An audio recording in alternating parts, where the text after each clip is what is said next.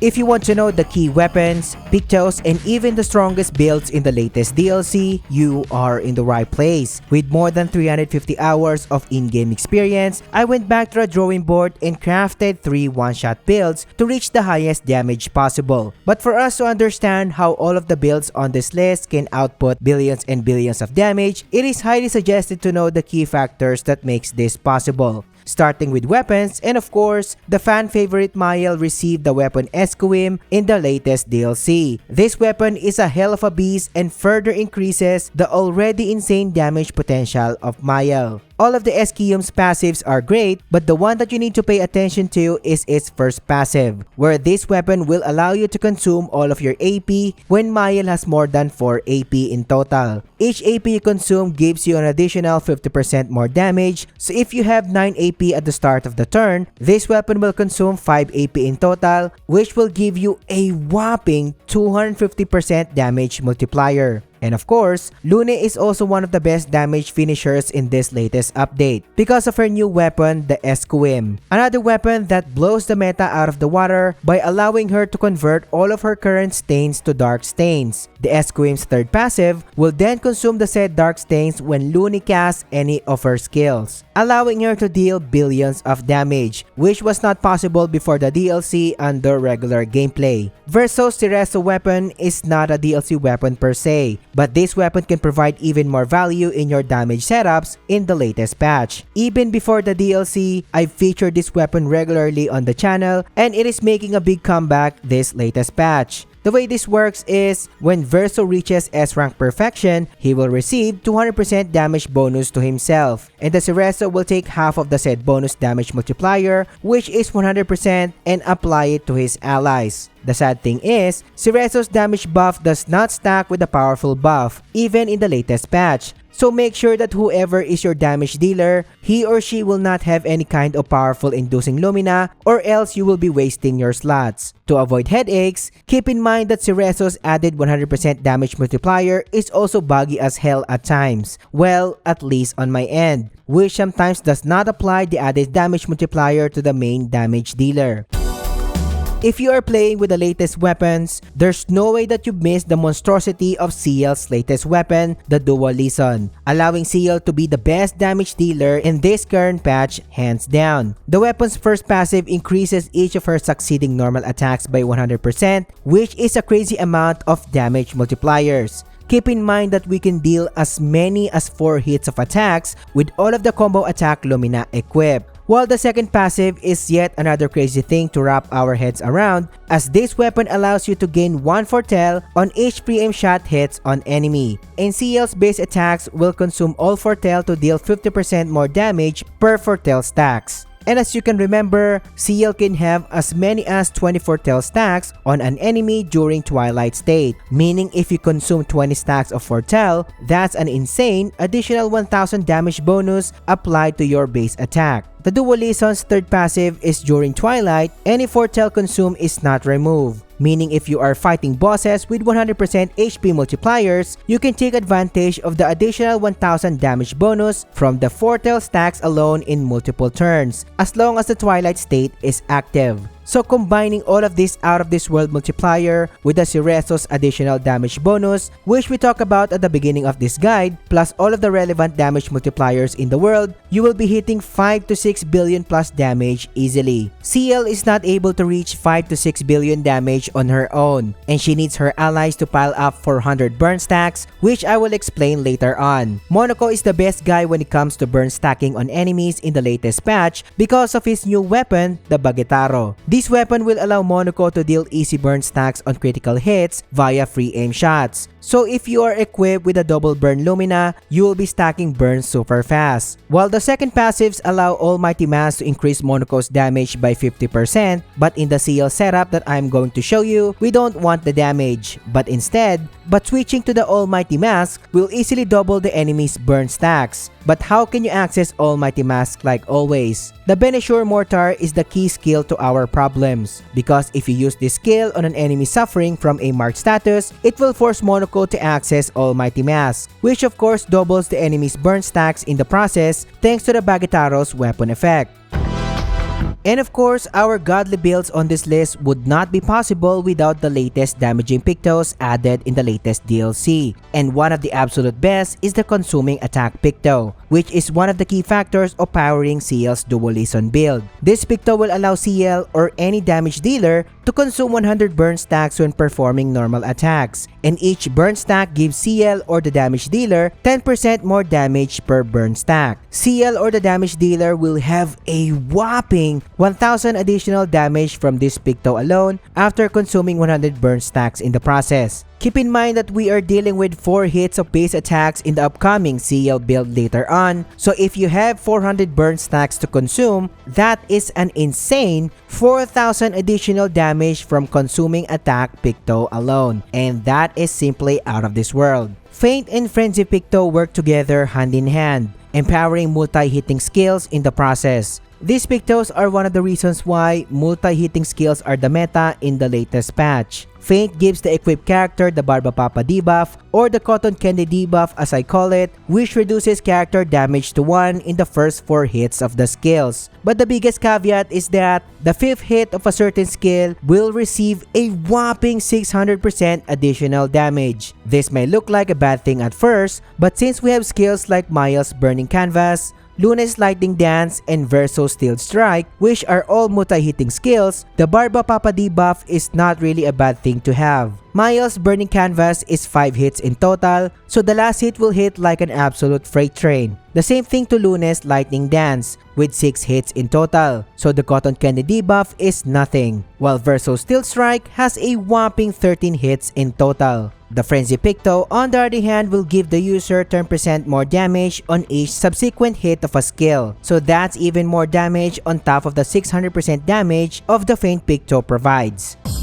While the double third Picto is also an absolute beast of a Picto, giving the user 100% more damage on every third hit of a skill, meaning you will have a 100% damage multiplier on the 3rd, 6th, 9th, and 12th hit of a skill. So the primary skills that will benefit from this are Luna's Lightning Dance and Verso Steel Strike. So this Picto will never be absent in Luna's and Verso's one-shot builds. Another banger entering our list is Clair's Death Picto, which adds another 25% more damage when the user dies and applies the damage to his or her allies. But what the game does not tell you is that this Picto or Lumina do stack with each other. So for example, if both of your supporting characters died, the main damage dealer would receive a full 50% damage multiplier. First Life is yet another new damage Picto that gives the user 25% increased damage until death, but also decreases 20% damage on death. But the main damage dealer in one-shot builds never dies anyways, so this is a great Picto to have. And of course, one of the best Pictos added in the latest DLC is the Gradient Charger Picto, which adds a whopping another 200% more damage after consuming a level 3 Gradient Charge. When the user is equipped with this Lumina or Picto, he or she will consume the Gradient Gauge if the level is 3 at the start of the turn. Gradient attacks are no longer the strongest skills in the latest DLC because of this Picto. With all the best damaging Pictos and Lumina, Lune is hands down the 3rd best damage dealer in this latest DLC. Lune can deal billions of damage because of her multi-hitting Lightning Dance skill. In all of the builds on this list, Verso and Monaco are the 2 main supporters that will boost our main damage dealers. He is also equipped with free aim generation build and Gradient Charger Luminas, making him the main party member when charging the Gradient Gauge. Mandatory CL is still hands down the best buffer in the latest DLC, equipped with free aim AP generation Luminas so she can help Verso in charging the Gradient Gauge. She is also our main defense down and slow debuffer of the team, while Lune is equipped with the latest SKM weapon to deal the most serious damage possible in this setup, equipped with all of the relevant damage multipliers, especially Feint, Frenzy, and the other ones that we just talked about at the beginning of this guide. In all of the damage builds showcased on this list, we are using each build against the duelist with a 100 times HP multiplier so the damage can clearly be tested. To score the highest damage possible with Lune, start the actual method by casting Elemental Trick so she can generate 4 random stains that we can use in the next turn.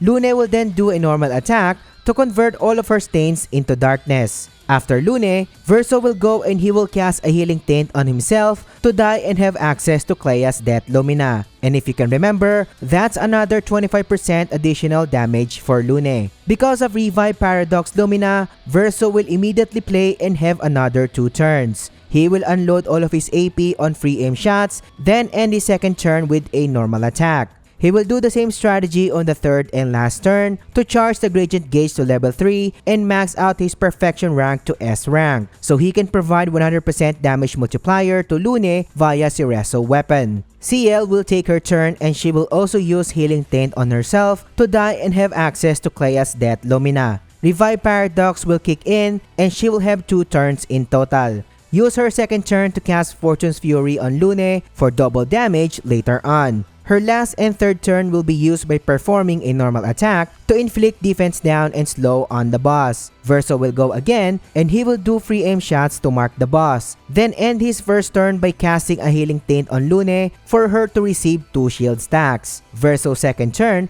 will be used to cast another healing tint on Lune, giving her a total of 4 shield stacks. So that's an additional 40% damage for Lune. Then finally, Lune will take her turn and will consume the level 3 Gradient Gauge for additional 200% damage multiplier and will cast Lightning Dance to deal 1.9 billion damage with bad roulette rolls and no mark stains. Remember that this boss has a 100 times HP multiplier, right? So normal bosses will surely die from this attack. But if you are curious about what is the most serious damage she can deal with this setup, one sample that I can give you is 2.5 billion damage with 0 mark stains, while the second is 2.6 billion damage with a little bit of mark stain. But my highest so far with good roulette procs is a whopping 3.2 billion damage, and this is with 0 mark stains retained during the attack. So if you manage to fully utilize the mark stains during all of the Lightning Dance's hits, and all roulettes gives you 200% damage on each hit, scoring 3.8 billion to 4 billion is possible. And if you're getting value so far, subscribe to the channel. Liking the video and engaging in the comments helps me more than you can imagine, or perhaps consider being a channel member today, and I appreciate your support. Mael is always the best damage dealer of all time when it comes to regular gameplay, but in the latest patch, that is no longer the case. Do not make a mistake, she is still an absolute beast that can output a whopping 5.2 billion damage with her latest Burning Canvas setup. Finally, I managed to get rid of the bug where Mael is not receiving Cerezo's damage. So finally, we can use Cerezo with Verso. Verso's role is buff Mael with 100% additional damage while also being the main guy who will charge the Gradient Gauge. While CL of course will help Verso in charging the Gradient Gauge and will serve as the main buffer of the party as usual, equipped with free aim AP generation and a little bit of Gradient Charger Luminas as a secondary Gradient Charger support. Mael needs at least 100 burn stacks to maximize her Burning Canvas finisher later on, so Verso and CL will save the day to achieve the number of burn stacks required, which is very easy to do with this setup. And of course, she is equipped with all of the best damage multipliers in her current best weapon, the Escuim. It's time to learn this build and start the actual method by casting Last Chance in Mael's first turn. Her second turn will commence and she will cast another Last Chance to retain her virtuous stance. CL will take her turn and will dump all of her AP on free aim shots, then end her first turn with a normal attack, inflicting the boss with slow and defense down. In her second turn, dump all of her AP via free aim shots once again and cast a healing tint on herself to die and have access to Clair's Death Picto. The Revive Paradox Picto will give her another turn, shoot a few free shots to generate burn stacks and let her cast Fortune's Fury on Mael. Verso will have his turn and he will cast a healing tint on himself and die to have access to Claia's Death Lumina's additional damage bonus. The Revive Paradox again will let him continue his turns. His second turn will be used on free aim shots to pile up burn stacks for Mael while charging the Gradient Gauge and his Perfection rank to S rank. While doing free aim shots in his second turn, make sure that he will gain a rush buff from free aim shots to produce another bonus turn. So if he did this correctly, he will have 4 turns in total. End his second turn with a normal attack and move on to the next. Verso's third turn will start and he will just do another set of free aim shots to max out the Gradient Gauge and his Perfection rank to S rank if needed. His 4th turn will be used for more free aim shots to reach the 100 burn stacks requirement, then end the turn with a normal attack, so Mayel can use the burn stacks later on. CL will go again during her 1st turn, and she will use free aim shots to mark the boss and cast a healing tint on Mayel to add 2 shield stacks. In CL's 2nd turn, cast another healing tint on Mayel to add 2 more shield stacks, resulting in 4 shield stacks in total. Mayel will consume the level 3 gradient charge while buffed with Fortune's Fury and will cast Burning Canvas to end the fight, dealing 1.3 million damage, which is pretty low for her since I got a bad roulette proc on this one. But if roulette proc and the mark stains were fully utilized, you would see an out of this world 5.2 billion damage, and that is a lot. CL is hands down the strongest character in the latest patch, dealing damage as much as 5.2 to 6 billion damage easily. And this is made possible because of her new weapon Duollison and the new Picto consuming attack that we just talked about at the beginning of this guide. Verso, as always, is the main gradient charger in this setup and equipped with the Cereso weapon to ensure that CL will get 100% added damage multiplier from this weapon. Monaco has only one role in this setup, which is to pile as many burn stacks as he can and reach the 400 burn stack requirement of CL's Duollison. Monaco can easily reach 400 burn stacks with my strategy later on, so no need to worry about this one. While CL is of course equipped with the best DLC weapon, the Duollison, and she is packed with all the relevant damage multipliers in the world to deal the most serious damage possible. If you want to replicate my results, make sure to follow the Pictos, builds, and Luminas to the letter to avoid hassle later on. And if you lack the Lumina to make these builds work, I've covered all of the best traditional Lumina farming methods for your convenience. Link in the description or find the video by clicking the card here. Learn to use this monster setup by starting the actual method. CL needs to end her 1st turn with a normal attack to gain Moon Charge. Then let her stack 10 Foretell stacks via free aim shots during her 2nd turn. And let her cast Fortune's Fury on herself to gain double damage later on. Versus comes next and he will cast a healing tint on himself so he can die and activate Clea's Death Lumina. On his 2nd turn after the revive, dump all of his AP via free aim shots to charge the gradient gauge and his perfection rank to S rank. Then end his 2nd turn with a normal attack. Monaco will have his 1st turn and dump all of his current AP on free aim shots to easily inflict 100 plus burn stacks. End his 1st turn by casting a healing tint on him so he can die and have access to Clea's death. After reviving from death, shoot the boss and inflict a mark status on it, and cast his mortar skill to double the current burn stacks of the boss, which is 118 and will turn to 152 stacks in this instance. Monaco's last turn will be used by marking the boss again via free aim shots, and using yet another mortal skill to finally reach the 400 burn stacks requirement of CL. Verso will go again and he will use his only turn by casting a healing tint on CL to max out her shield stacks to 9 in total. CL's final turn will commence and consume the level 3 gradient gauge and enter Twilight State with 75% damage multiplier. She will shoot the boss and reach 20 stacks of Foretell to gain even more damage multipliers while marking the boss in the process. And finally, CL should have 9 shield stacks, 20 Foretell stacks, and the Fortune's Fury's buff, and all hits will consume a total of 400 burn stacks to deal billions of damage. And let me remind you that 400 burn stacks is equal to 4,000 damage multiplier. In this instance, I only dealt 3.9 billion damage because of failing to generate a mark stains upon base attack hits. But what if you are curious what would be the maximum damage of this setup could be? If full mark stains were generated and roulette gives 200% damage on all 4 base attack hits, you are expecting a mind-blowing 5.1 billion damage, and let me break down the damage for you. First hit is 512 million damage, second hit is 1 billion, third hit is 1.5 billion, and the last 4th hit dealt a whopping 2 billion damage, resulting in 5.1 billion in total with full roulette and mark stains. But hey Samurai, Mayel can deal 5.2 billion damage, which is better compared to CL. Why is CL the top damager on this list, I hear you asking, my dear viewer? Well, the damage of Mayel is capped already at 5.2 billion damage under normal gameplay. CL can reach 100% damage multiplier from Twilight State, but in this showcase, I only managed to reach 75%. So if my damage multiplier was 100%, definitely CL is hands down the best overall damage dealer in this DLC, scoring way more damage than Mael. But what if you are looking for the best builds to defeat the latest Simon? This video will teach you everything you need to know, so click on it and I will catch you on the next one.